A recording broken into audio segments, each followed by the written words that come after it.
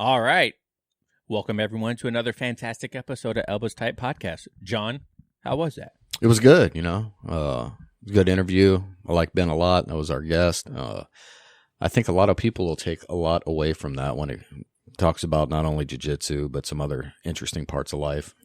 Yeah, today we have Ben Phelps on. He is a jiu-jitsu purple belt, and his story, if you have follow social media at all, you might have seen him on, if you follow the My White Belt page. He's lost 160 pounds and is a big advocate for jiu-jitsu weight loss. He does personal coaching for people for macronutrients and whatnot.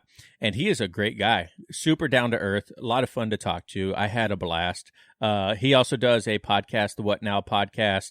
And if you guys want to follow him, everything will be down in the description below. But he is a great guy to talk to. He's very relatable to a lot of people because he's an everyday dad. He has kids. He doesn't do jiu-jitsu 8-10 times a week. He's like 2 to 3 times a week is perfect for him, just like most of us. But still a pretty active competitor, apparently. Yeah, he's competed, I think he said like 4 or 5 times at each belt, and is looking to do the same at purple belt too. But yeah, it was a really good interview. You guys let us know what you think. It's nice to talk to people that are super relatable too. Don't get me wrong, I love talking to high-level black belts, but I feel sometimes, and we mentioned this in the episode, sometimes they're a little disconnected from what it's like to be at our level or even a purple, you know what I mean, and things along those nature. So it was good to talk to him. It's nice. I kind of want to talk to more people like brown or purple, blue, and whatnot, for sure, that have interesting stories. So hopefully you guys find some value in this. He is very inspirational and like I said, down to earth. So if you guys like him, let us know. And if you want to see us talk to more people like this, let us know too. So, but yeah, John, what was our beverage of the day? I was going to say it was nothing too exciting. We just went for coffee today. Our episode that just released was Sunday coffee with Elbows Tight. Today it is Monday's coffee with Elbows Tight. That's Today's true. Memorial That's true. Day. It is. So yeah. if you guys won't be listening to this on Memorial Day, but hopefully you had a good Memorial Day in remembrance and whatnot. And there goes my dog. A little trivia. What was it called before Memorial Day? It used to have a different name. What was it? I'm not telling you. Google it. Oh, okay. There's your trivia for the day. On that note, thank you guys so much for listening. Remember, give us a 5-star review on iTunes, Spotify. Follow us, Elbows Tight everywhere, elbowstight.com, Elbows Tight Pod on Instagram. And yeah, we guys appreciate it. Let us know what you guys think. We'll talk to you later. Peace.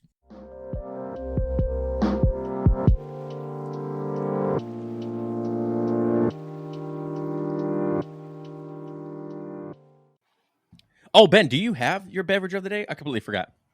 Oh, what's funny is that I have listened to the podcast before. I knew there was a beverage, and I left it. I didn't want to be late. I do have water, which I don't consider an applicable beverage, or I don't think it necessarily counts, but that's all I got for now. So, well, first of all, I'm going to throw it out there. People that say water doesn't have a flavor, I think that they are lying, because if you've never drank Arrowhead warm, you know for sure that there's flavored water out there, because Arrowhead water warm tastes horrible. You're not supposed to. It's probably old water, and you're drinking the plastics at that point. You know what? You know what's so funny? My son, right? Charles, my oldest, just told me this. He said, did you know after 2 days of drinking from a plastic water bottle, you have microscopic plastic going into your body? And I was like, no, it's not. It's not true. And then I was like, no, interesting fact. That's why you're not supposed to leave it in your car. Bottles of water in your car, the heat causes the plastic to decay quicker. That's why it has that funny taste when you leave it in your car. Ugh. What? Yeah. It's that plastic taste. But, hey, Ben, how's it going today, man? Oh, I'm great. How are you guys doing? We are doing fantastic. Super excited to have you on today. 3 dads sitting in a room for about an hour is actually very hard to get going. We learned, especially as scheduling. Yeah. Yeah. Ben sent me, it was probably about a 4-paragraph explanation of his weekday extravaganza with his children and jiu-jitsu and all of his busyness. So I was like, just tell me when you can do it. Okay. Yeah.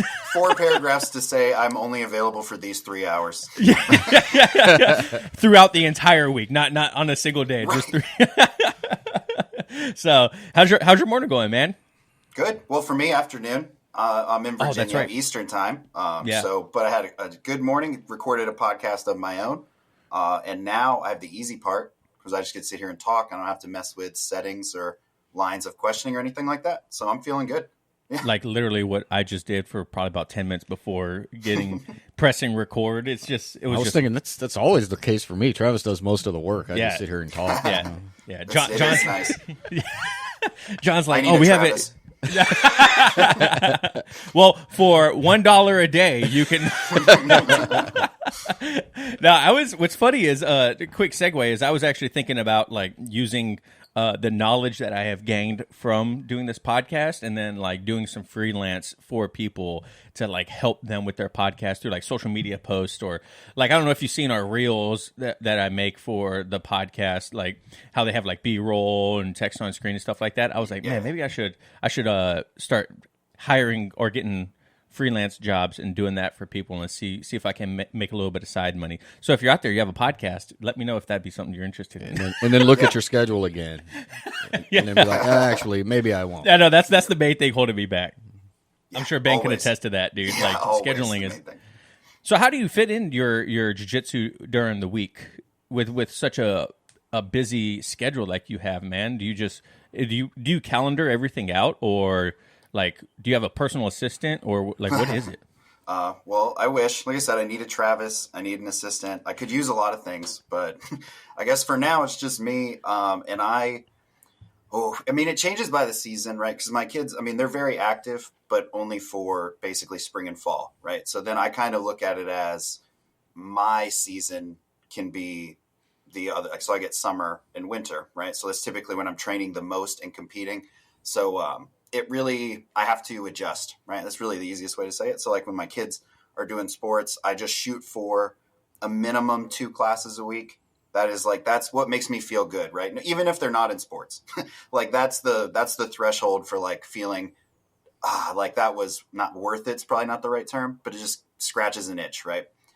3 is nice. 3 is what I like. And in a perfect world, which I can only maintain for maybe 2 months cumulative out of the year, it'd be like 4 times a week. But I've only for the last, 2 months, 3 months, I've been going 1 to 3 times a week, just depending. So like, I kind of, I don't want to say take a back seat, but we definitely have to schedule. It takes a lot of planning. Yeah. I'm at like 2 times a week right now. And if I'm feeling, like, I want to put my marriage on the line, I'll do 3 times the week. You know what I mean? But most weeks it's just 2 times a week if I can make it. And then, life gets in the way sometimes. I think we talked about it on one of the previous episodes.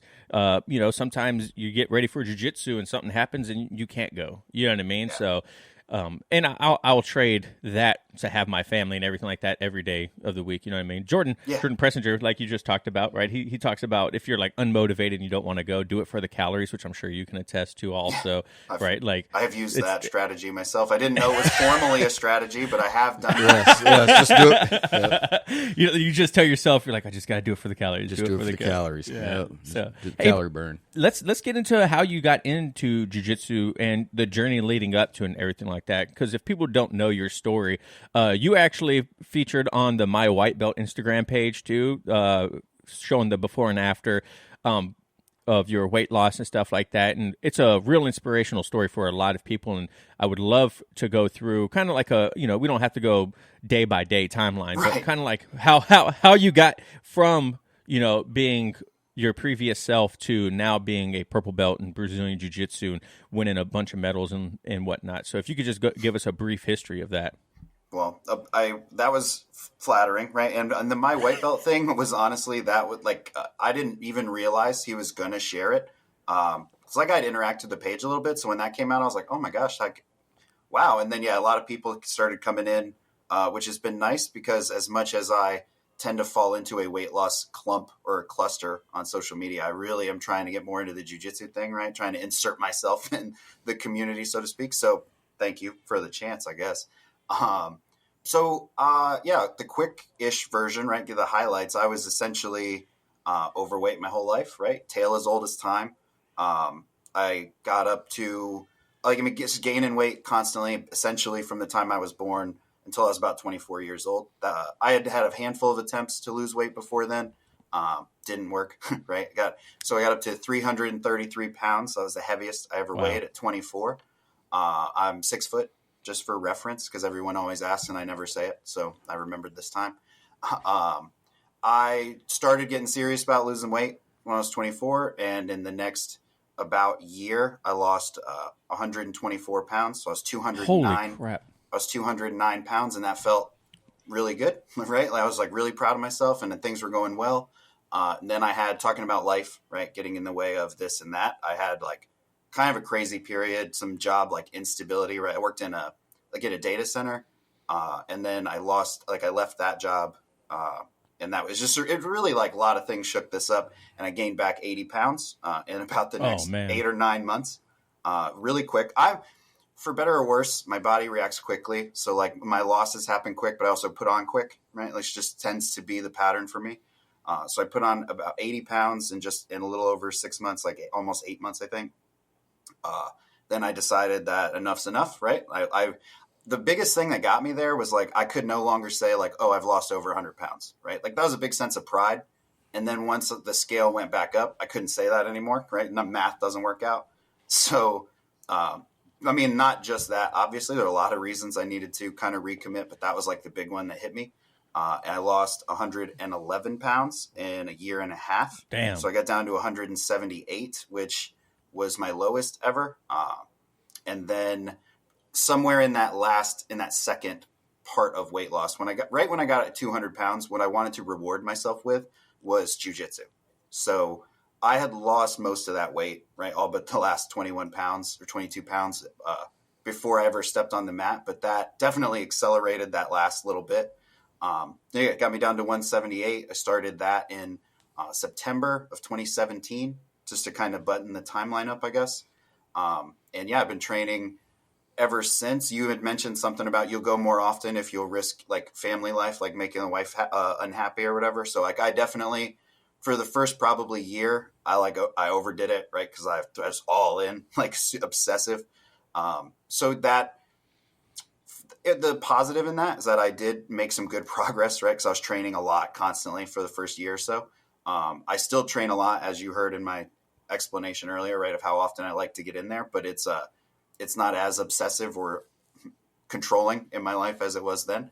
And yeah, I'm purple belt now. I got that last year. The middle of last year.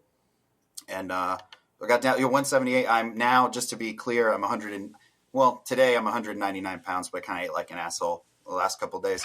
I tend to float 194, 195. That's where I like to like chill, right? That's like good weight for me. And then when I compete, depending on how close it is and stuff like that, I'll cut down maybe 185 or hang out 195, fit in whatever class that is. So that's the quick version, I think. Is that good? Yeah, no, that was great. Bullet pointed enough, yeah. It sounds like you like have like something on the side, and you're like, and then I was there, and then. When you lost a lot of weight and you've done these podcasts and stuff like that, you get pretty good. It almost feels rehearsed. So like I've told the story so many times that I know kind of what's important and what not to. Like you said, I'm not going to waste my time on the day-to-day stuff unless we want to dig into something. But I'll let you guys decide that. Was it all diet and exercise on the losing of the weight? And was it like stress and work that put it back on, or just delicious food?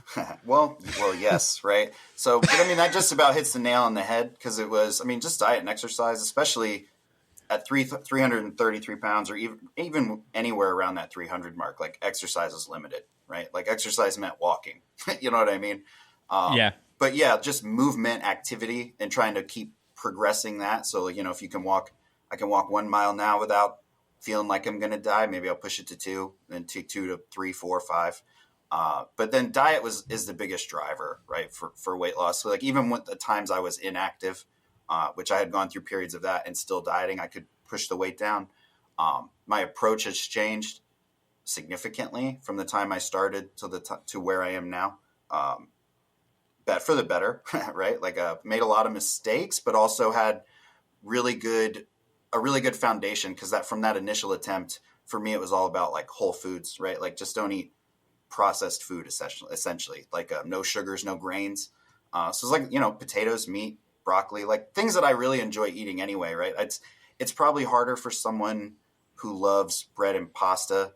Whereas like me, I'd always would have gotten steak, right? It's just kind of like, for me, it was cleaning up some of these other choices, like not getting dessert after I had the steak dinner, right? Like that. So that was a little easier to manage.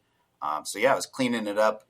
And then as I progressed, I got a little more calculated and dialed in. And now I go through waves of specificity, if I said that correctly. I go through waves of how controlled I want to be and how controlled I'm not. But like diet has been the constant the whole time, no matter what the activity was, whether it was walking, lifting weights, or doing jiu-jitsu, right? Diet was always the driver that kind of pushed everything, for better or worse.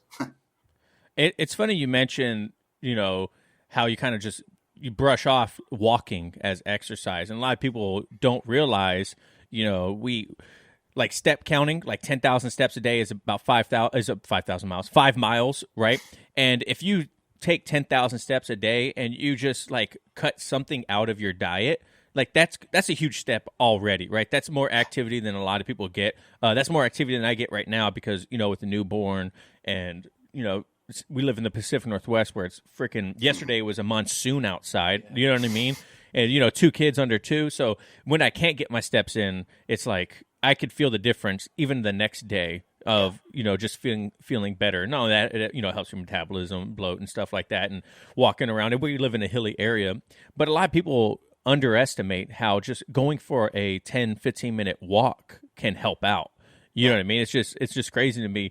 And when I was a CrossFit coach, one thing that really stuck out to me the most wasn't the moments of people showing up to the gym after losing a bunch of weight, or, you know what I mean, the gradual progression. To me, the biggest reward was when people came in and they're like, hey, I walked up my stairs today and didn't get out of breath. I'm like, that's amazing. Like, hey, man, I carried all the groceries into the house today in one trip. I'm like, yes, you know what I mean? I put my shoes on today and it wasn't hard. Like those things that we as people take advantage of and don't realize like how big of an impact it is on someone else's life until you start hearing about that small victory that people have, like walking a mile and not getting tired. Like you have to look at these micro victories, because then they turn into macro. You know what I mean? Like you gotta celebrate the little things too, right, John? Mm-hmm. Yeah, it's like John after having his absolutely. Yeah. Well, I didn't do any exercise for like 2.5, 3 months right after that shoulder surgery, and then I was just like had to go walk really far at work, and I was like, holy shit, man, I almost got like cramps in my calves. I was like, that was rough. I was like, yeah. You don't do anything for a long time, I could imagine. Like, it's true. Yeah, absolutely. And you mentioned in your story, too, that you when you first started jiu-jitsu, man, how true is that? Everyone, I feel, when they first start jiu-jitsu, they start seeing a little bit of progression, or they fall in love with it to the point to where they overdo it. You know what I mean? Like, we did the same thing until we got our blue belts. It was 4 or 5 times a week. You know what I mean? Same. Like, that's so funny. Because when I said the first year, but like I got my blue belt in a little over a year, right? And that was that first year, and then it was just like balls to the wall the whole time. Yeah. And then once I got my blue belt, I slowly have been calibrating. Yeah, and that's how we are. Like John's he's completely dead set on like, yeah, I'm gonna be a blue belt forever. Look, I'm in no rush. I'm fine. Like I'm good. Like I'll take my time. Yeah, it's just gonna. I'm just gonna slowly go. 2 to 3 times a week, and that'll be it. It's like everyone grabs that. They get that obsession with jiu-jitsu when they first start, man, and it's completely normal. If you guys are out there listening, you're like, man, I just want to go, and it's like, well, at some point, the problem with that, at some point, you are going to get burnt out. Whether it's after you get your blue belt or you win your tournament or whatever it is, like you still have to have that healthy relationship with jiu-jitsu. Otherwise, it's just gonna be detrimental to yourself. You know what I mean, right, Ben? Yeah, for sure. I mean, it's funny because there's so much overlap, and like maybe it's just me having those two personal experiences, right, with jiu-jitsu and weight loss, but there's so much overlap, right? Because like it's like what you were just saying. It's looking at sorry. It's I'm so sorry. Never mind. But there's just a lot of overlap. There's noise and my kids are still home. So I was just checking. Sorry if any of it came through and sorry for slowing things down, but, no, you're good. You're good, man.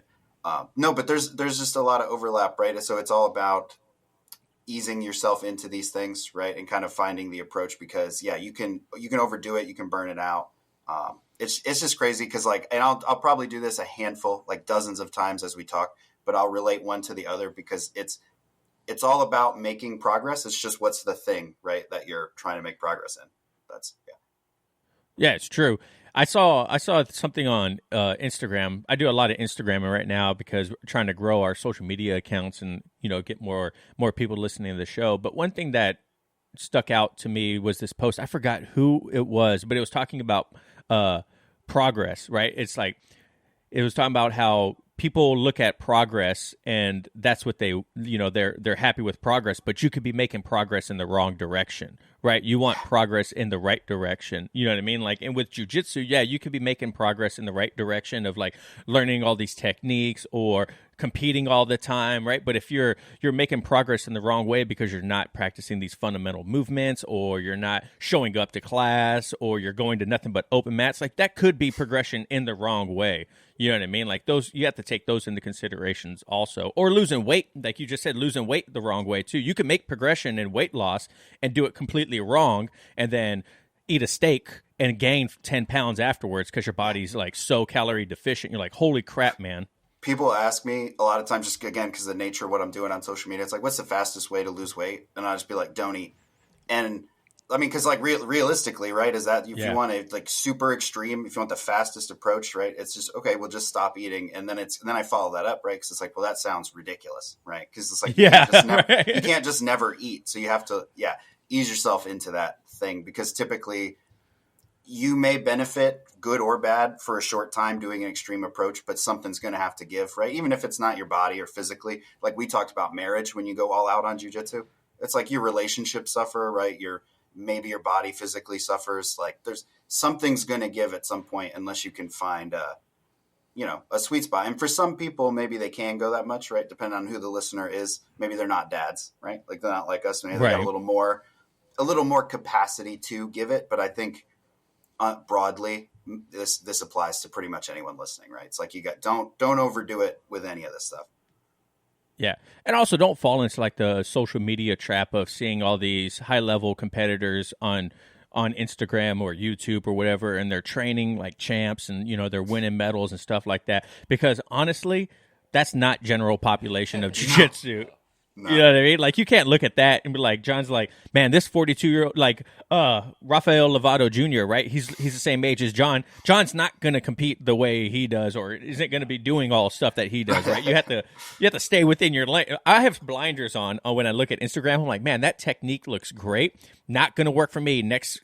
That's funny. So, I've got a folder full of things saved that I'll probably never attempt. Right, you know what I'm saying? Like, that's cool, save it, and then I go to like actually try something. It's like, how are they putting it? That's beyond me a lot of times. Yeah, I just talked about this in a post, and I was talking about how we don't really consume outside instruction anymore in our jiu-jitsu journey right now, because I really just try to focus on what's being taught in class. Because we were heavy into, like Roy Dean, BJJ Fanatics, Gracie Online, like all these like Instagram, YouTube, like anywhere we could get information on jiu-jitsu, going back to when you first start, especially if you're trying to get your blue belt.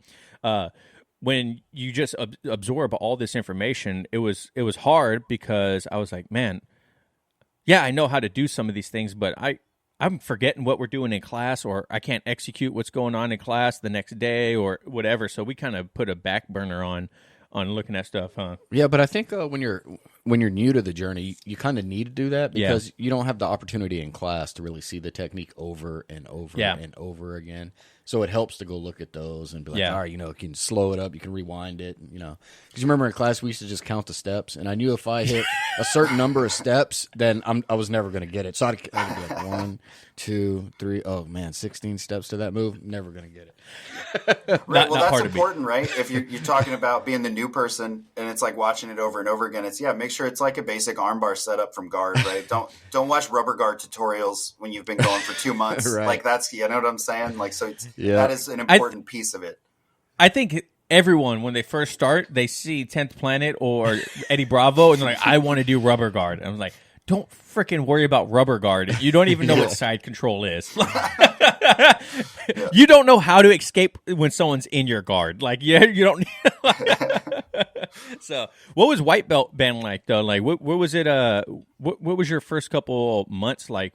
Besides the obsession, like, tell us what it was like when you made that conscious decision of I'm gonna start in your first class. You know what I mean? Like, what was an eye opener or whatever? Well, I think in a word, brutal, right? It was like when you start, everybody kind of like, you don't realize how intense it is. Like it's not like I didn't realize it was an intense thing, right? But I was like, I can do this. Right? I've been working out for a while, lost a bunch of weight, feeling good. And you go in there and you can't even like barely make it through warm up. And I was like, oh my gosh, what's happening? There was, that part was, it kind of showed me how fitness, one, I guess, lesson is like, there's definitely different kinds of fitness, right? Or there's levels to everything. So like was not in jiu-jitsu shape. Something positive I learned about myself, because I had been, like I said, I was heavy my whole life. Right? I never did anything active, which I've actually, the more I've thought about it, being so obsessive with jiu-jitsu, even to this day, now that I manage it better, I'm pretty sure it comes from a place of like having never been that athlete, like person, right? Like I don't have a story about playing football in high school where we went to whatever championship, right? Like I had no athletic career. I mean, that's a real loose term, right? Athletic career for me. So I think I'm like almost trying to compensate now, like make up for lost time. That was one thing, is like, it was the first time I was ever moving my body. So I was really learning about what my limitations were. But then, like I was saying, a good thing or a positive thing I learned is that I'm surprisingly flexible. And everyone at gym always asks, like, what do you do? Right? Oh, you stretch, like, you do yoga. So I was like, I don't know. I didn't do anything for this. Right. It's kind of like, I stretch now, like I lean into it and I try to keep it right, or like not let it deteriorate, maybe push it a little further. But I didn't do anything to get here. So maybe that's not the most helpful thing, but that did show me something about my body that I never would have realized. I don't think if I didn't start jiu-jitsu, because CrossFit, that's a very limited level, right, of flexibility. I probably wouldn't have realized how flexible I was doing anything else.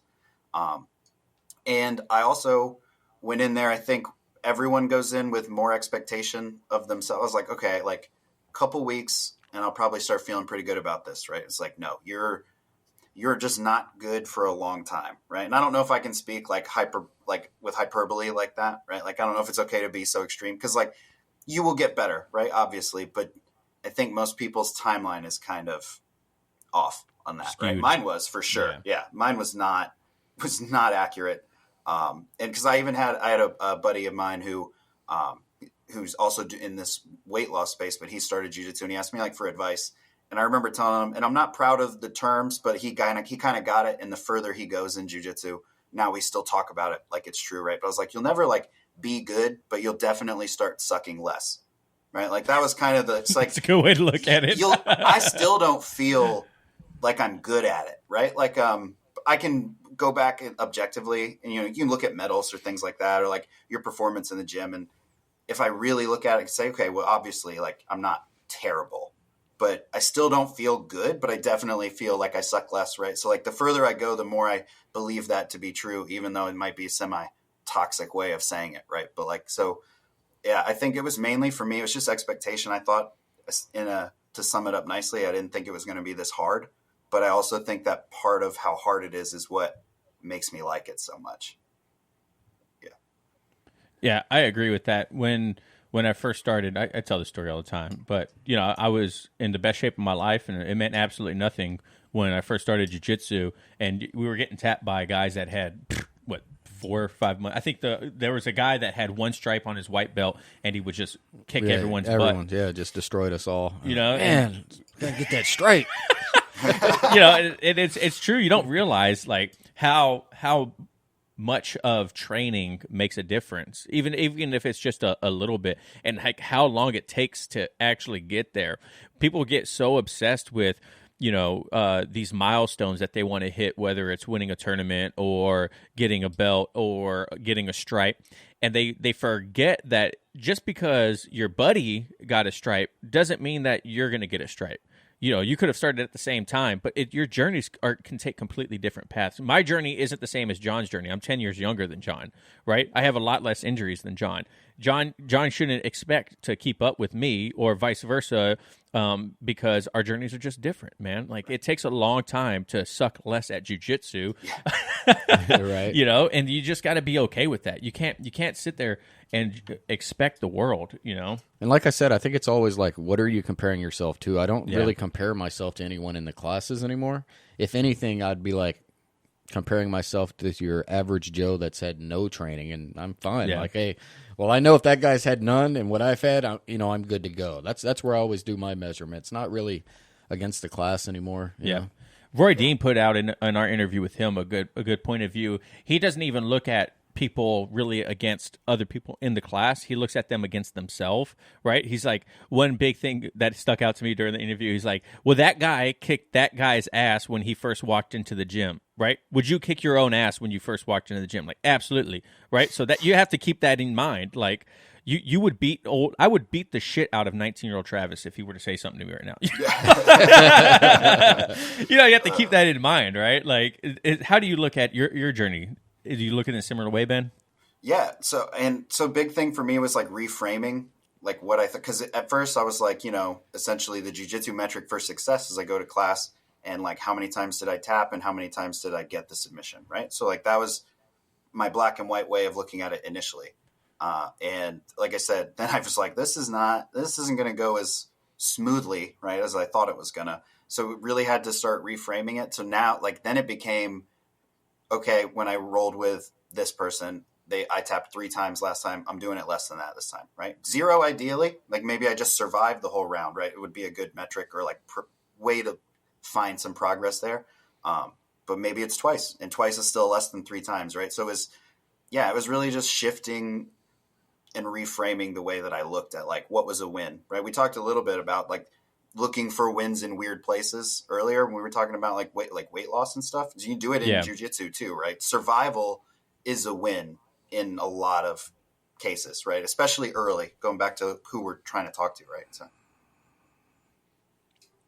Yeah, I remember the first time I didn't get tapped in a roll with our buddy Cody. I literally got up and like fist pumped the sky. So I was like, I didn't get tapped. And it could have been because he wasn't trying very hard or whatever. But in my mind, that was a victory. You know still what I mean? Counts. So yes. Yeah, it's still 100% still counts. So, but you talk about your weight loss and how people come to you for guidance and whatnot. Now you also do coaching for people for macronutrients and personal coaching and stuff. Like, how did you get into that? So that kind of, I don't want to say happened by accident, number one, because it sounds really cliche, and it was, but it was never like part of the plan, right? Because it really just started out as like, I got to lose weight, and then I did it, and then once I did it, I kept it off, right? And then in your life, if you lose a significant amount of weight, people don't not notice, right? So they start asking you about it. So then my wife, actually, I helped her lose a lot of weight, which I don't necessarily count as coaching experience, right? Because it was a very different dynamic than I have with my clients. But then I had a buddy who wanted to kind of do the same thing. And we worked at that data center together, like I was talking about. So I helped him, and like, I guess selfishly, the feeling that I got from doing it felt good, right? It feels good to help people. It's like, it's no different from, you're donating to charities, things like that. It's just a little more direct and less financial, right? You know what I'm saying? But like, still felt really good to help him do that. And he was, he's so stoked that then I tried to open it up, and I was like, is anybody else interested in? And all of a sudden you do a couple for free, right? Just to try to get some experience and get people results. And then and that was 3 years, a while ago. And it's just been slowly progressing ever since. And now that's like my main gig now. So like, I'm pretty stoked because it's a nice marriage, right, of things that I'm passionate about. Because like the diet, the food and stuff's all easy, right? But like, I enjoyed the lifestyle benefit, or the life that I kind of had an opportunity for, right? Talking about losing weight, like, we were naming all these examples. Can't tie your shoes, can't walk up the stairs, can't walk a mile. You're really limited in like your full enjoyment of life, right? Because then all of a sudden like, oh, Disney World's the most magical place on earth, but it's a lot of damn walking. You know what I'm saying? Yeah. Like, so like you've automatically been shut off from certain things. So like that was the big thing for me, was like, I want to help people get to a place where, like, whether it be jiu-jitsu or if they want to go to Disney World, like I said, or if they just want to like not feel out of breath when they tie their shoes, right? It's like what they want to pursue. I just want to help people get there. So that's kind of what I've built it around, that passion. But yeah, Progressed is just like helping friends to, everyone that I help, it seems to work, right? So maybe I kind of know. So then I would try to help more people. At this point, I've been doing like supplemental, right? Like education stuff, trying to stay up on it. To like try to remain subject matter expert, so to speak. It's important to say like not a nutritionist, right? Because I'm not trying to help you like naturally increase testosterone levels or any of these things. It's just purely you want to lose weight and I can help you do it. And what I believe is that the most flexible and sustainable way possible, which are not sexy words. That's kind of hard to sell, right? But it's what lasts. That's why I still haven't gained more weight, right? Stuff like that. So do you have any like certificates or done any courses or whatnot to help? You talked about you do some educational stuff. Have you done anything like certificate wise or anything like that to get your knowledge? Not as related to diet. I've just done like courses, so to speak, like informational, educational things. I was ACE personal trainer certified, which it's funny because now what I do, I talked about at the beginning, diet's like the big driver, right? And now this, based on the nature of what I'm doing with coaching, fitness is like a secondary piece. I only help people who want to do that, but they don't necessarily need to. And like we talked about, it looks different for everyone. So I let that expire. Like I didn't renew or keep up with my continuing credits to stay with that. But I still have that knowledge base, right? So that's the only thing in terms of certifications I've had was a personal trainer certification. And even that isn't the most directly helpful thing, right? Because it's, like I said, diet is the biggest factor. And then the thing that a lot of people don't necessarily think about unless you've been real heavy are like habits and lifestyle things, like little triggers. Like you get so used to dessert after dinner. And now all of a sudden that's a behavior that you've done for 15 years. That's like, now how am I going to stop this or make an adjustment to where it's less detrimental, right? I'm talking about like healthier options. I don't like the term healthy per se, because it kind of gets like marketed in a way, right? Like healthy relative to what, you know what I'm saying? But but you can make better and worse choices, right? So I'm just all about trying to move people towards that better choice. Well, I was going to say better choices, man. If you saw the choice selection at our work, it's amazing, isn't it? Like if you want some food. It's so bad. Like, funny story, Travis hasn't been at work for a while, but they just redid all the cafeteria rooms. So they're open like 24/7, so you can get nutritious food now. What that nutritious food is they put in all these warming stations in those big-ass sandwiches you get out of a vending machine. Oh, my God. I don't know what they are. They look like grilled chicken patties or something. Yeah. They're sitting in all these things hot, so you could just go, I was like, man, I wish they could get some healthy choices in there somewhere. Yeah, right. And that, like you said, it's like better or worse choices. It's like I could go to the vending machine, and it's like I could go to the vending machine, get a bag of chips or some candy or something like that. Or is it really better for me to go get that like super highly processed chicken breast sandwich that it's like 80% chicken, 20%.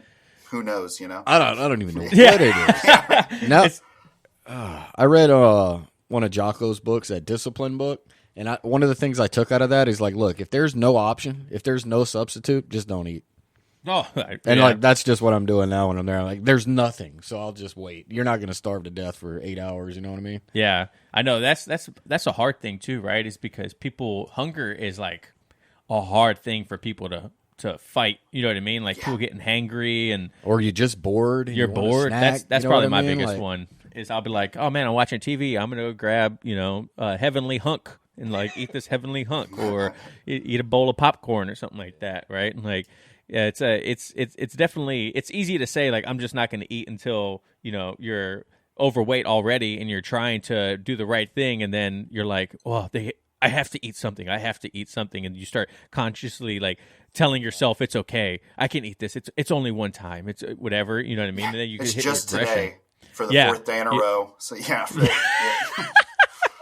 So do you think because your weight loss journey and how much you've lost and been successful, do you think people come to you because you've been there, you know what it's like, and they want someone that can be relatable, because it's hard to be, 200-300 pounds overweight, and then you see a guy rocking 6-pack abs that's never been fat in his life trying to tell you what it's like to be fat. You know what I mean? Like, it's I shouldn't say fat. That's kind of like, but you know what I mean? Like, I use it's hard. It's like, it's funny. That's fat. Just not to go off too much on the side thing, but like the fat word, it's like, I use it because it's like, I don't know.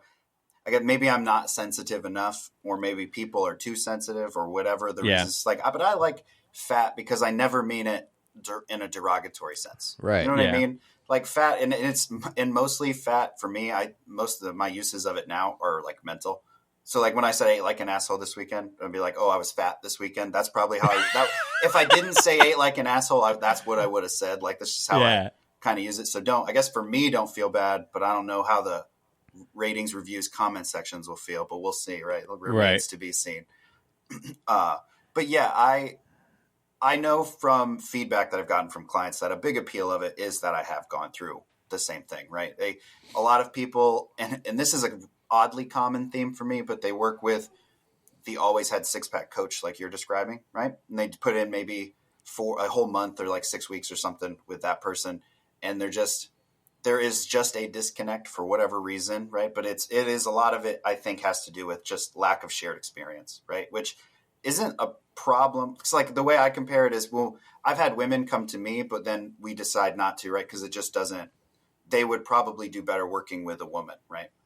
And that's kind of the same thing. It's like, well, if I have 50 pounds to lose, almost anyone could coach me for the most part, right? Depending on what your deep-seated issues are, but like almost anyone could work with you at that point, right? The always had 6-pack guy can get 50 pounds off you relatively easy. But when you're talking 100, 150 pounds, that type of thing, that's where it's deeper than just, oh, I eat a little too much. You know what I'm saying? It's like, oh, every time I get sad or stressed, I eat. Or every time there's like a celebration, I eat. Oh, I ate a whole pizza for dinner, and that now it seems normal to me, right? Like I remember going to parties where they'd have pizza for everyone, and I was sitting there, do the math, right? You look at how many boxes, there's 8 slices per pizza, right? And you look like all the numbers start coming past your face, right? It's like, so how much could I get away with eating without it looking like I ate too much pizza? Oh, whatever, wow. Right? So like, there's little like, and that's, I mean, not little, right? That's a pretty big, significant like issue that you need to work on. But it's just these little nuances of living in that space that I think a lot of people, unless you've done it, right, you don't really understand. You can sympathize or empathize with it, right, but you can't get it without having done it. And then when I talk to some of my peers, I also get the impression that some of the ones who haven't been as overweight don't lack that connectivity piece, right? But there's going to be a different coach that works for everyone. But yeah, I find that the more weight someone has to lose, the more appeal or at least benefit there seems to be when they come to me. So yeah, I think that's why people like our podcast. Not to pat ourselves on the back, you know what I'm saying? Please, but I think this is why people like our podcast so much too, is because we're 2 blue belts that are dads that have day-to-day responsibilities, real jobs. You know what I mean? Like, we would love to have this be our full-time job and whatnot and pay the bills. But I mean, realistically, it's not going to happen anytime soon, you know? Right. And so I think that's why people do like this podcast so much, is because we do have a relatable story. We are just average people. You know, we're not 4th, 5th degree black belts that have been doing this for 30 years. And like we talked about before recording, like, you know, we're so disconnected from the daily struggles or what it is like to be there. Like, yeah, they have a lot of knowledge because they've been doing it so long, but sometimes it's nice to hear from your peers.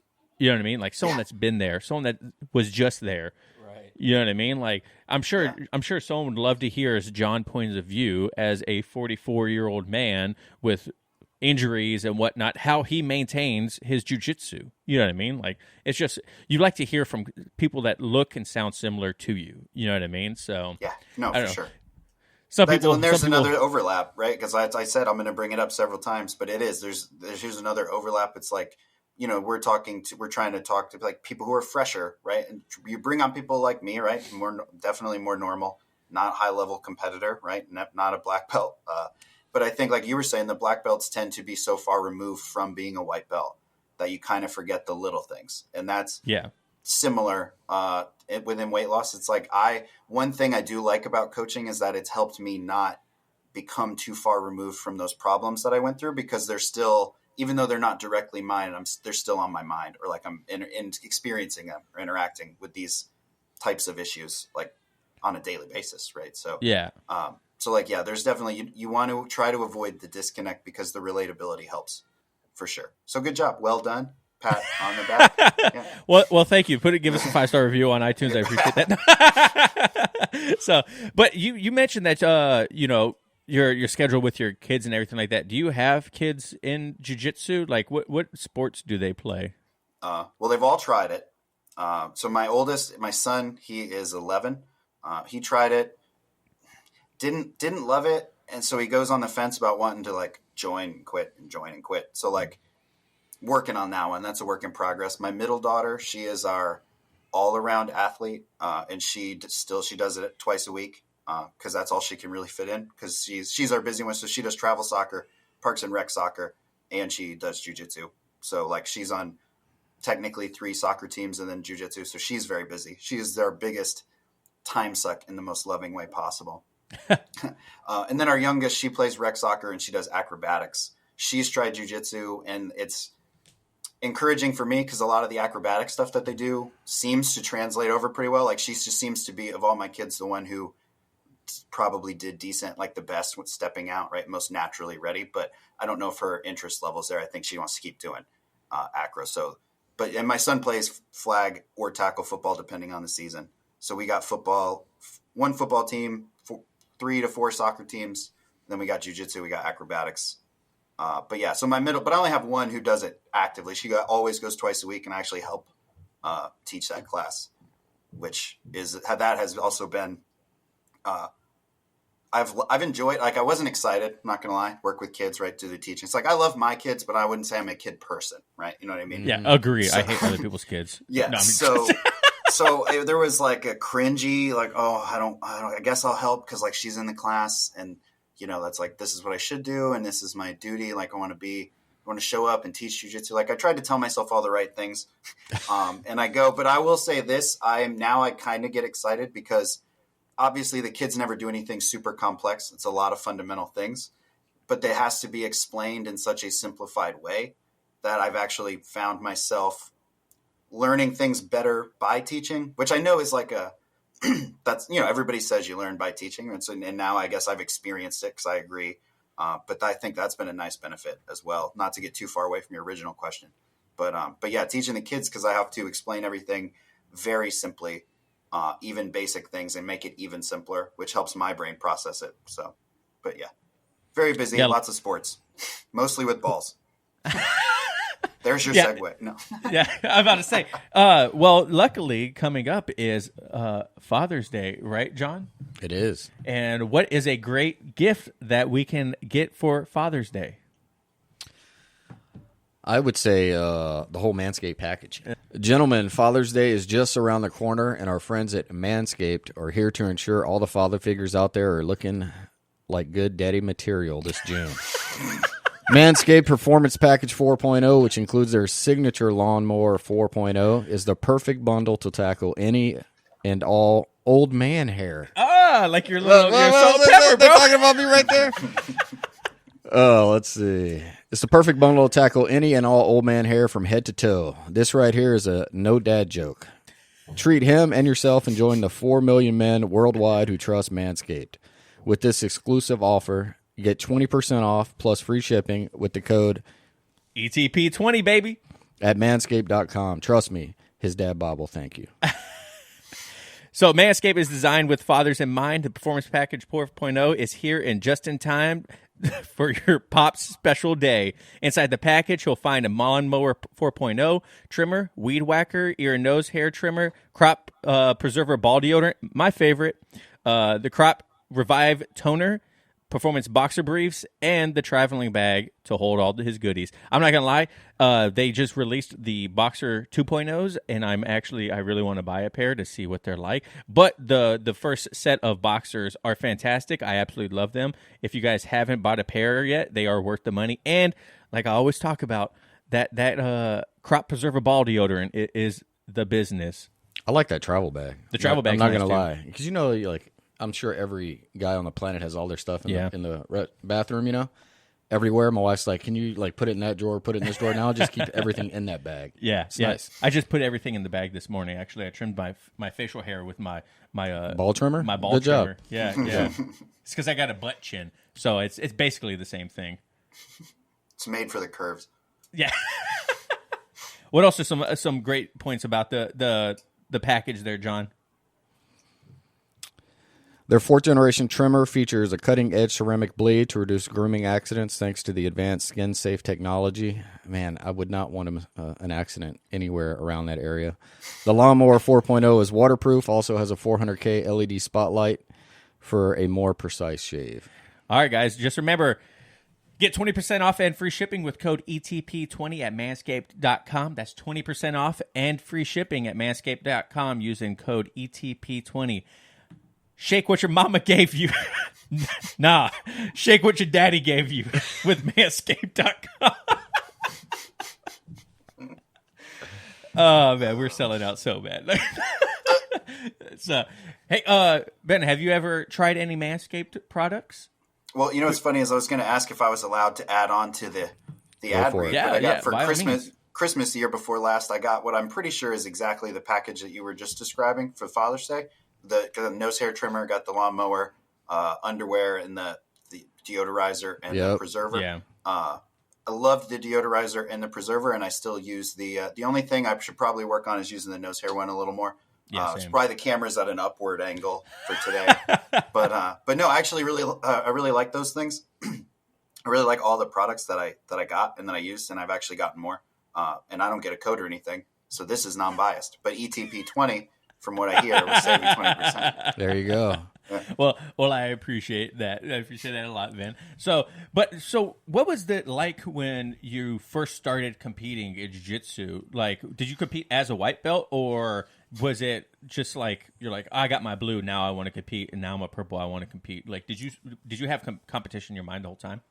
Yeah, I did, and this goes back to, which now I can look back at it and I can tell you it was like making up for lost time, right? Because it was like I never did anything competitive, physical, nothing. So, and then back to the obsessive part. So I signed up September 2017 was when I signed up. And then in that December, I did a tournament. It had a novice division, so like 9 months and under, which helped, right? It wasn't just like broad white belt lumping. So like that definitely helped me. But even then I did it. So that's 3 months of training, probably less based on how the weeks work out, right? Like 2.5 months. And I did get third in a 4-man bracket, which I was very proud of. I still am. I don't want to diminish it, right? Like I was proud of it then. But looking back on it, it was probably sooner than I would recommend to most people, right? Learn from my mistakes. Don't repeat them, right? That's what I'm trying to.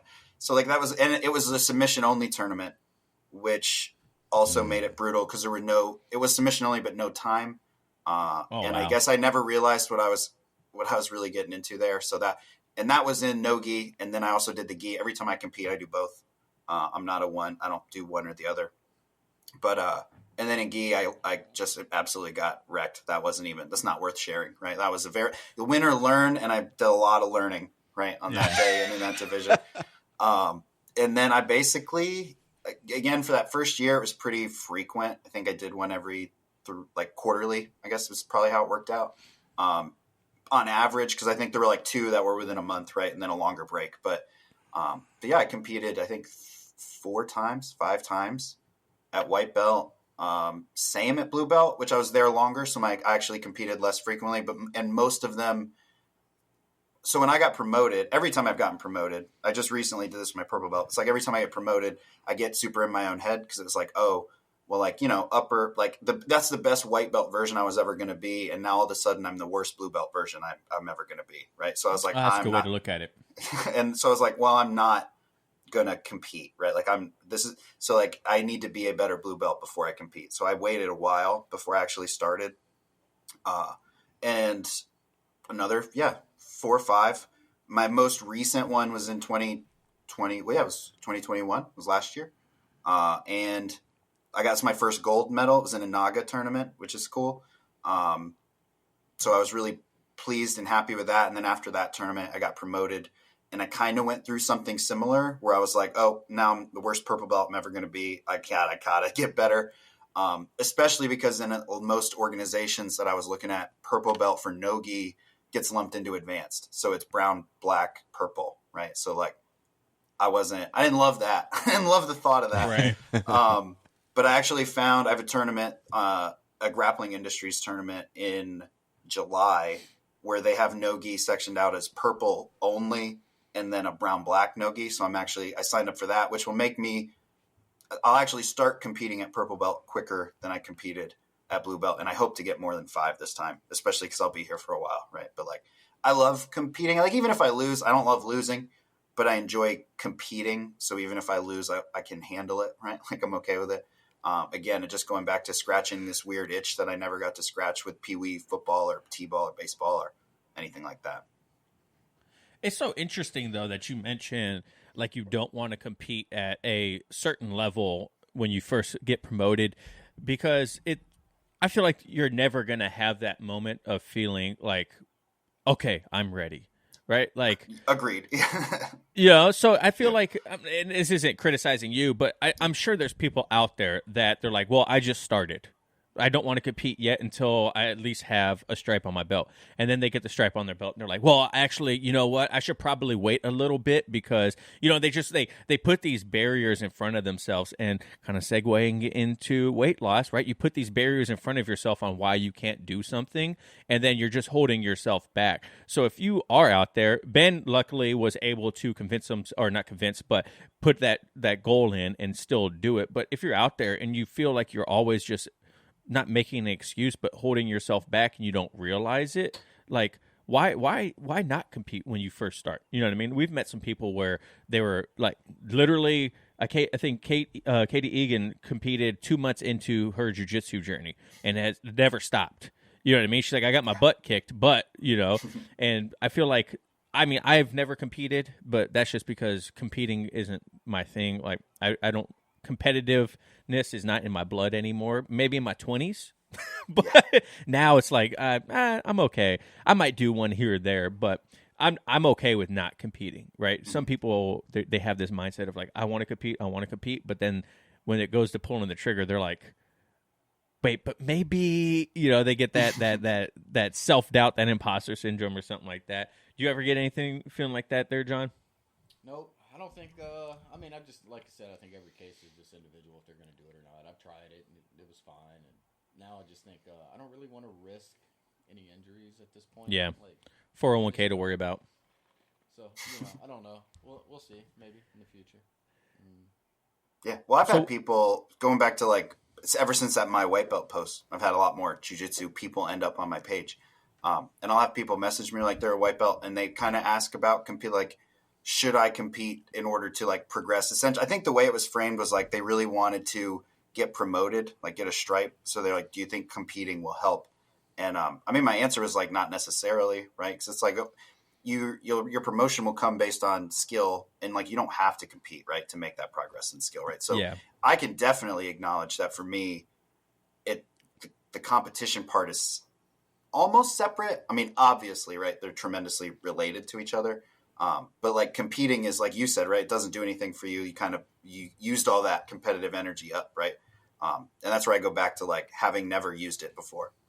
Maybe getting too mad about Monopoly, like when I was 20 or something, you know what I'm saying? But like never really competing in or for anything. So like I recognize where that comes from for me. And yeah, that's why I tried to catch myself sooner this time and actually sign up for a tournament closer, right, to promotion date. I did have, and you're talking about excuses. I had the excuse for these last few months of sports, right? Kids sports. I can't train the way I need to compete, yada, yada. Yeah. And like, and that was kind of the last straw, so to speak. Because when I caught myself doing that, I was like, you know what? I'm just going to go ahead and sign up for something. I did put it in the summer because that will be the slowest time, right? So I will be completely absent or free from excuses. So yeah, I think I do definitely agree with pretty much everything you said. And that goes back to where I was like, please learn from what I'm doing so you do not do the same dumb shit that I've done. Yeah. So what does it look like for you leading up to a tournament? So I try to keep 3 to 4 times a week for jiu-jitsu training specifically. I lift 3 days a week. Also, I was working with a coach for a while. He's a jiu-jitsu specific strength and conditioning coach. His name's Joshua Settlage. My friend Mark Bell is probably a more popular name. And he worked in the super training gym with Mark Bell, but, so he helped me with my most recent tournament where I got the gold medal. And he got me kind of lifting and doing more like strength stuff. I let jiu-jitsu take care of the conditioning. So 3 lifting days, 4 jiu-jitsu days. If you want to talk, I hate using big words like this because it's not as formal as it sounds. But if I think about like what a training camp is, I essentially take like the 6 weeks to really hone in. So I'm not going to, like the way that I ate this weekend, once I'm 6 weeks out from that tournament, I won't have weekends like that, right? Got to clean all that up to try to keep the weight trending. Workouts will be intense, and then I kind of back off them for the last week. And the jiu-jitsu is the same way. Start flowing like the last week, kind of recover a little more, but keep it pretty intense for the first 4 to 5. I'm by no means an expert, so that's just the approach I found that worked well the last 2 times I competed. So I'm just going to, if it ain't broke, don't fix it, right? I'll just keep rolling with right. it. Keep rolling with it this time until I see a reason to change. But yeah, essentially, like I take 6 weeks is what I really consider like getting ready for, because that usually gives me enough time to get my weight wherever I need it to be. And that gives me time to like train at the intensity that I want, but also have enough time to recover. If that makes sense. It seems to be a sweet spot, but who knows? Maybe it'll change. What does it look like before you step on the mat? Like, are you listening to music? Are you meditating? Are you giving high fives to random people? Like, what do you do?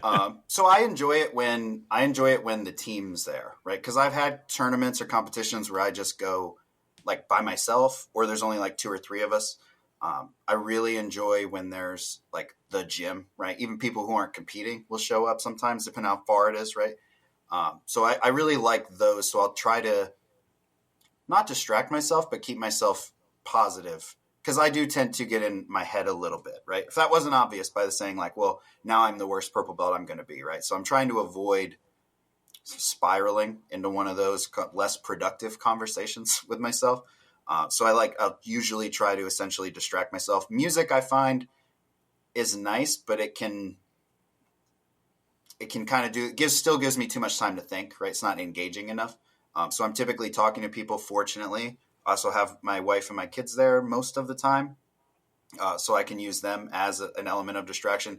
And funny enough, watching other matches go on, as long as so this has only backfired one time, but watching other matches go on for the most part keeps me calm. I did see one thing where it was like, whoa, I'll never, you know what I'm saying? You're talking about comparing on social media. You're like, I'll never be able to do that. So I did see one time I was like, it got in my head a little bit, because I was like, if he does that, how am I going to, that doesn't matter, right? But for the most part, watching the match is a nice distraction, because I just try to observe, see what they're doing. Oh, he should do that, right? He should bring his foot over, like little things. So I just try to keep it, maybe meditation, but I can't let my mind be too free, right? Because I try to keep the energy where I want it, right? Not too low, because then when I step out, I'm not ready to go, but definitely not too high, because that's when I start getting in my head, making the wrong kind of mistakes, right? Just kind of like pleasant, fun conversation with whoever I can kind of get it from, or watching a match. But music is music goes either way, kind of depends. But yeah, I'm relatively chill. I, for better or worse, take very few things serious, so I can easily find humor and bring myself into like calming myself down if I start getting too serious. But at the same time, I can't get in my head. And ultimately, the ultimate goal is to avoid doing that, whether I'm using music, conversation, watching matches, right? It's just an avoid the negative talk more so than any specific thing that I'm doing. So when you win, do you rip your gi open and you go, ah, like those juiced up steroid black belts? I don't. My wife has said that my facial expression is largely the same whether I win or lose. I've assured her that the feeling inside is different. I probably feel similar to rip my gi off. And maybe that's just because shirtless confidence is it's a relatively new experience for me in life, right? Like I was t-shirt at the pool for a quarter century, right? Basically, it was 25 years before I would ever take my shirt off in front of people. So like, I probably won't be tearing my gi open anytime soon. But I actually seem like a lack of emotion, but I'm I get pretty hype. You'll notice it most, I think, once I've had times removed, like once I can get off the mat, and catch my breath, right? My heart rate comes like to normalish or normalizes. Then it's like, oh, fuck yeah. Like, yeah, that was dope. Like I feel good now. But then it would be inappropriate because, you're at dinner. I can't tear my shirt open. So yeah. Yeah. I mean, you could. How about coaching? Do you like when you're getting coached from the sideline where they're yelling out, move or do this or do that? Like, how do you like that? I don't mind having one person coach me. You don't like a crowd? You like, Ben! Yes. Especially if they're, I don't want to say conflicting because they never tell you opposite things, but if they're, there's at least 4 escapes, right, for everything more or less. So it's like they're giving you different instructions or trying to send you in a different direction than the other person. So I like having one because it's helpful. But then once you get too many voices going, I tend to tune everyone out and just kind of do my thing, which I'm like, they can hear you too. That's also, that is a thing, grab his arm and they're like, no. And they just pick right? Like immediately. What do I do now? Text it to me. Put me an earpiece. You got to learn sign language. That'd be the move. There you go. Or you can learn like baseball calls. They're like, oh yeah. If you can't see me, I'm making stupid gestures into the camera. My buddy asked for feedback. He was like, "Hey, was it helpful when I was coaching?" And I was like, "Honestly, the most helpful thing to me was when you would say what time it was. Like, 1 minute left, 15 seconds. That is what helps." I do love those. Yeah. Yes, yeah. I do love Then those I was like, because it tells you if you got to turn it on. Yep. Yeah. They're like 2.5 minutes left. Like, God damn, you could have waited a little bit longer. They're like 15 seconds. Thank God. No, that's funny. I don't know if I'll ever compete. We have some people in our gym that compete and they love it. They love it, man. Like, but to tell you the truth, they're also the youngest people in the gym that don't have actual day job. Well, they have actual day jobs, but they don't have families. They might have a girlfriend or something like that, but like no responsibilities like we have. So I'm like, their more power obligations to you, man. list is short. Yeah, more power to them, and I'll be there for them, and hopefully they start winning more, and it gets them promoted faster because they're crushing people, and it's like it comes to the point where you're in your jiu-jitsu journey where back when we first started, I would be like, man, this guy's competing and winning, he's going to get promoted faster than me, or he's going to get stripes before me, but now I'm like, whatever, good for them. I honestly am happy for them when they win or lose or learn or whatever. Like now you get to a point in your life where you realize like, jiu-jitsu isn't everything for me anymore. Like I don't even like really watching jiu-jitsu tournaments, to tell you the truth. I know it sounds bad having a jiu-jitsu podcast, but I'm not a student of the game like that. You know what I mean? Like I find watching some jiu-jitsu pretty boring, unless it's like combat jiu-jitsu or like EBI. I think EBI is really entertaining because or Fight to Win, where it's just, I don't know, the whole platform and they get hyped up and everything like that. But like watching IBJJF, honestly, really kind of boring to me. I don't know. I always watch the highlights from those, like the big tournaments, right? Like even ADCC, it's like I'll just I'll catch the reels like after the fact for anything that was like wild or impressive or relevant. Because I agree with you, like the Fight to Win, like the super fights, like I don't love the term calling jiu-jitsu a fight necessarily, right? Like. But I mean, combat jiu-jitsu is close, but still not, right? Still not quite there. Yeah. Same. But the super fights, like you said, where it's like an event, this person, you get hyped up. Those are also much more appealing to me than like bracketed format tournaments with most people that you don't know, and like and then points, like playing the points too. No one ever trying to like actually, right? Exactly. Yep.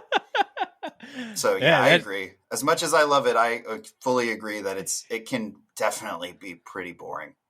Yeah, absolutely. So, hey, Ben, so what would your one tip for a brand new white belt be for starting their jiu-jitsu journey that you've learned over time?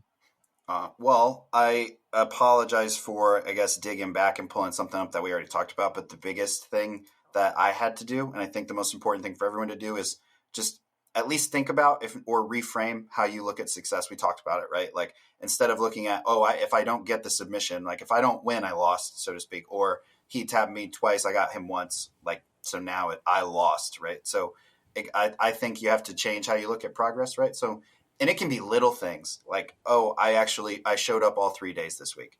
Like for us, we talked about the obsessive part. It can become, it can go one, but it can go the other way too. People will sign up, they're really interested, but then they're afraid or nervous, right? They make excuses, right? So even just committing to a schedule, say I'm going to show up twice a week, showing up twice a week, that is a form of progress, right? That's a win. Sucking less, right? So like going from tapping 5 times to 3 times, from tapping 3 times to 0 times, and then slowly the scale starts to tip the other direction, and then you're getting submissions, right? So then they're tapping to you. So temper your expectations, right? And reframe the way that you look at success. Maybe focus more on progress, right? So like the advancement that you're making than the direct end result itself. That would be the biggest thing for me personally. Yeah, and the sooner you realize what your goals are, the faster you'll progress, because you'll know exactly what you're looking for.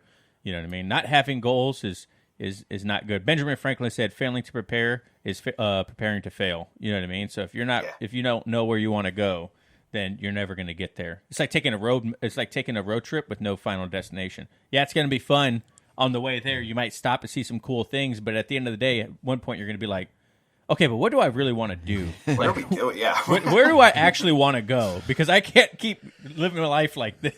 Yeah. So, John, you got anything else? No, man, that's good advice. And, like I tell everyone all the time, I still try to talk people to come into classes, beginning. They're like, well, what's it like? And I'm like, man, if you do it for 6 months, you could probably defend yourself on anyone on the street that's never done it, right? A good 6 months. 100%. I said, at some point during that first year, you get where you're not so much worried about your self-defense because you've gotten that. Now your focus switches to kind of like beating other jiu-jitsu practitioners. And it's just, but I just try to talk them into that first 6 months, and normally that hooks them, and then they're good for the rest of it. Right, the jiu-jitsu does the rest of the work. Yeah. They get bit by the bug, and they're like, I showed up. All right, I might as well keep going. The hardest part is showing up. It's kind of like with everything, right? Like going to the gym, the hardest part is showing up to the gym, and then it's easy from there. The hardest part is getting off your couch and taking that first step into a new journey, whether it's weight loss, fitness, jiu-jitsu, any type of martial arts. Once you make that first step, it gets a whole lot easier from there, but it also gets a whole lot harder in other aspects. But hey, Ben, thank you so much for coming on the show today, man. This was a great conversation. You did not talk a lot like you were prefacing before this. I think you answered the questions beautifully, and I think people are going to find a lot of value in what you have to say, man. So thank you so much for coming on. No, thank you for having me. I'm glad that it was not too much rambling. I did try to consciously back myself up, but not make sure I didn't not say anything either too. You know what I mean? I'm sure there were a couple times where I talked over, interrupted. So thank you for being a gracious, supportive host. But yeah, thanks guys for doing this. I've recently found your podcast. I think I came in at the Drew Phoenix episode. And I've gone back, bounced back around and listened. Like you had Chad Wesley Smith on, which has some overlap for me from the more of the fitness space. Yeah, Jason so I was Khalifa. interested. And that actually, funny enough, after you sent me the invite, I started listening to that one. So yeah, I enjoy listening to it. I've really enjoyed being on here today. Keep doing what you're doing. Yeah, thank you. Hey, if people want to follow you and look at your journey or talk to you about nutrition help or whatever, where can they find you at? So the place I'm the busiest or the most active, you can find me on Instagram. It's at ben.jitsu, ben.jitsu. You can check, I have a website. It's benjitsu.online. If you just go to that, or check out my podcast too. It's not necessarily as much about the coaching, and it is not jiu-jitsu focused, although there are jiu-jitsu athletes who've been on. Going back to talking about Drew Phoenix one more time, he was on my show as well. But yeah, that's the What Now podcast, and you can find that on Instagram too at what.now.pod. But for the most part, find me on Instagram. That links out to everything. You can send me a message. You can just scroll through and see what I'm about, because I try to just, do my thing, like I said, for better or worse.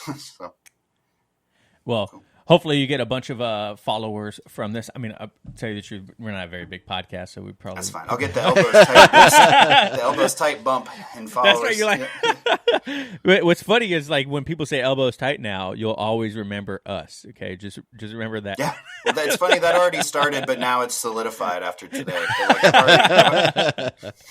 Well, thank you so much for coming on, Ben. Guys, make sure you follow us on Instagram, Elbows Tight everywhere, Elbows Tight Pod on Instagram. We are We have patches. If you guys want a patch, make sure that you guys send us a patch. A P.O. box is going to be down in the description and on our Instagram and everything like that. Give us a 5-star review on Spotify and iTunes. That's how we actually get found by people like Manscaped and all the sponsors and whatnot. So that actually does make the biggest difference if you guys give us a 5-star review and share with a friend. So thank you guys so much. John, you got anything else? Nope. Thanks a lot, man. Pleasure. Thank you guys for watching. And remember, no oil checks here. Goose. All right, guys. Thank you.